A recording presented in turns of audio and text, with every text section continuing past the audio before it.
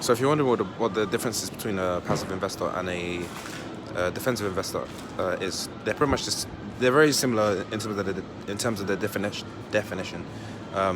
A passive investor is somebody that doesn't necessarily invest a lot of money or a large portion of their salary. It doesn't necessarily mean it's not necessarily the amount of money, but the percentage of your earnings per year. For example, if you earn £100,000 per year and you invest 1% of your salary in investing, you wouldn't necessarily be classified as an aggressive investor.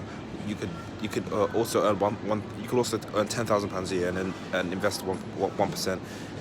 You would still not be considered an aggressive investor. It's more so the percentage of your salary that you invest per year, or generally the percentage of your salary or your earnings that you invest, as well as how actively you manage your portfolio. So if you invest 1%, but you manage your portfolio by spending, I don't know, 5 hours a day studying the company or studying the financial reports and going to the facility to actually study the atmosphere, the managers and stuff like that. Then you can be considered an active investor.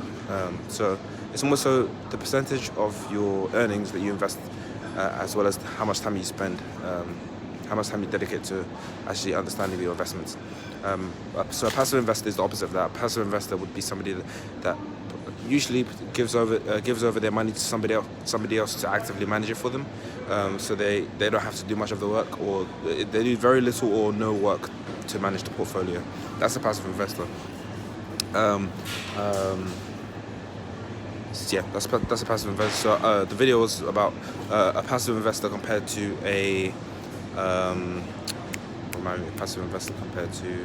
So I've defined an active investor, I've defined a passive investor, and yeah, that's pretty much it.